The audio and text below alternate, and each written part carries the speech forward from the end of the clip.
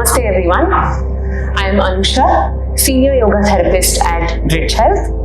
Today we'll be practicing a simple yoga sequence which is focused on joint mobility. Why should anybody do this sequence?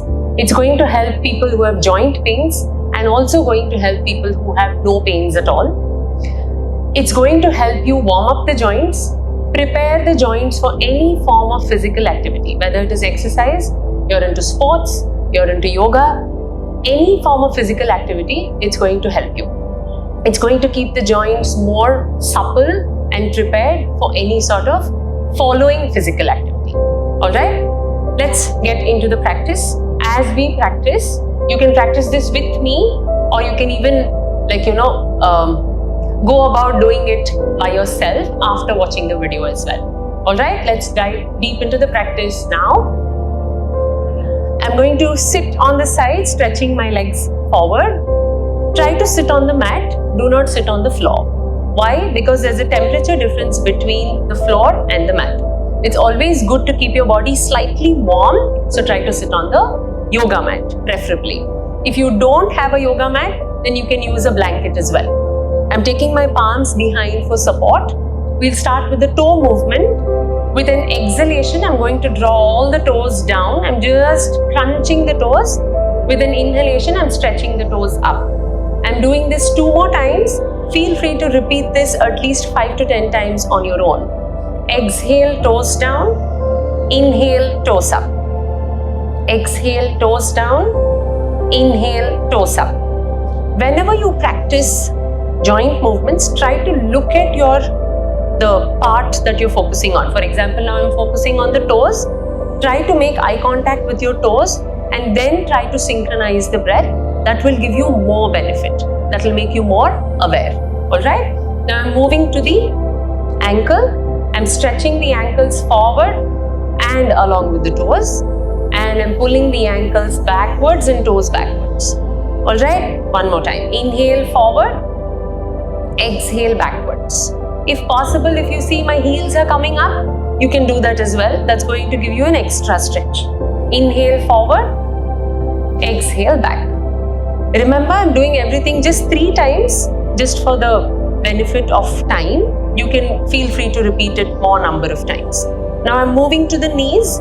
This is a slightly tricky movement. Place your palms on your kneecaps. Alright? Now with an inhalation, try to pull your kneecaps up towards the thighs. And with an exhalation, release them. If you're not able to understand if it's happening or not, just place the palm on the thigh. And when you move the kneecaps up, you will feel the tightness in your thighs. If you don't, that means the movement is not happening. You need more assistance. So what do? Use 4 fingers, thumb and index finger. Hold on to your kneecap. Everybody has a kneecap. Yeah? So you hold on to the kneecap, push the kneecap forward and backward. Forward and backward.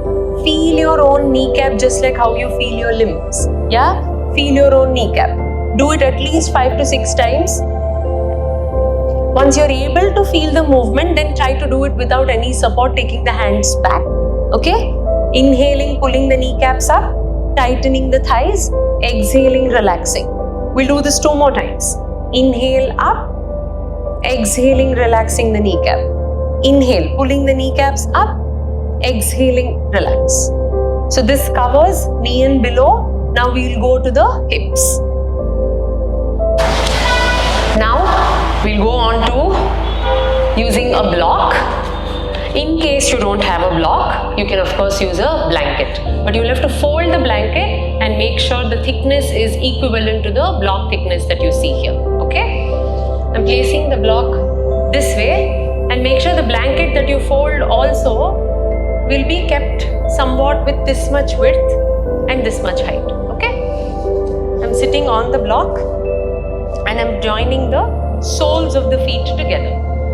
Now because I've been practicing for quite some time, my knees tend to go slightly more lower than the regular people. Some of you may be here, some of you may be here. For those who are here, you'll have to start using your palm and start pressing the knees down as much as you can. Okay?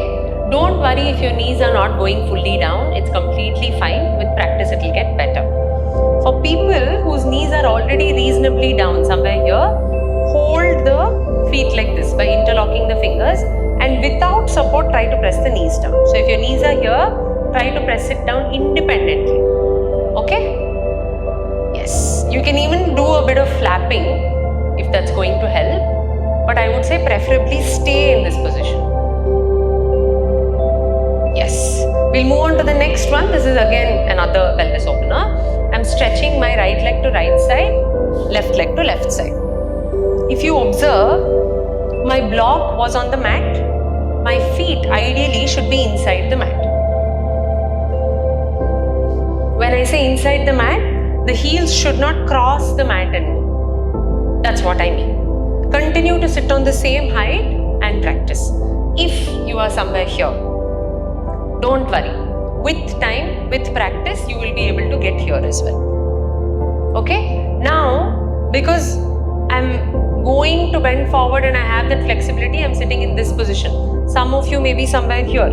So what you should do, you should walk the hands forward, okay? And make sure your hip and your shoulder comes to one line. That's important. So the spine is straight and you sit this way. Now what am I doing with my toes? I'm pulling my toes towards my face. I'm pulling the outer edges towards my hips. What should you feel? You should feel the stretch in your inner thighs. Alright? As much as possible, you start taking the feet outward. And you stay here for a couple of seconds.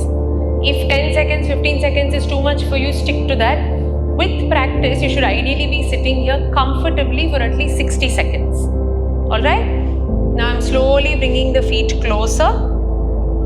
Now because this region has stretched, right, I'm going to relax it by bringing both the feet onto one side, giving a gentle massage, just so that if there is any strain, you ease it out. And I'm going to do the same thing by moving the feet to the opposite side and a gentle massage. With this, we've completed hips and below. Now we'll move to the shoulder. I'm continuing to sit on the height. This will help you sit comfortably with spine straight, with not much of an effort, okay? Now the first shoulder mobility we're going to do is fingers on the shoulders. Join the elbows together first and then take the elbows up, back and down. Forward, up, back, down. Now I'm going to reverse it. I'm going to go all the way back, up, forward, back, up, forward, down. Observe, when I'm coming here, I'm touching the elbow. When I'm going up, the arms are touching my ears. Here. Don't stay here.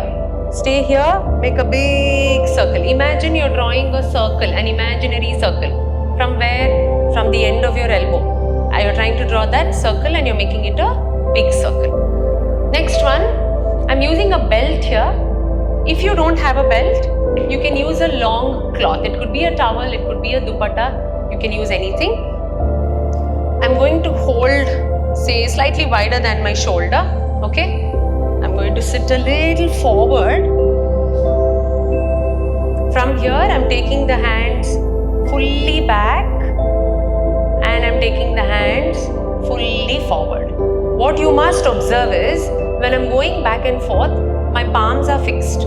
My palms are not going out. My palms are fixed here itself. Okay? If I want to make any changes, I will make those changes. That means I'm taking the palm little more out and I'm keeping the elbow straight. General mistake, what happens? When you're going back till here, you'll be fine. After that, the elbow will bend and you'll do this. Especially when you're coming up, this may happen. So what should you do? Keep your elbow fully straight and take it fully back with straight elbows and come back to center.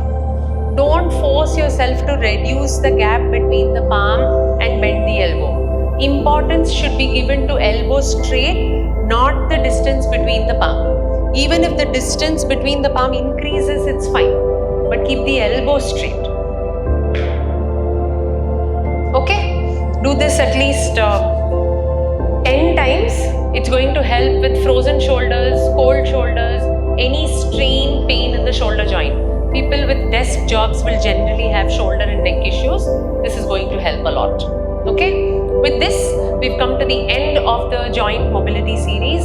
Thank you so much, and I look forward to your comments and feedback in the comment section. Thank you.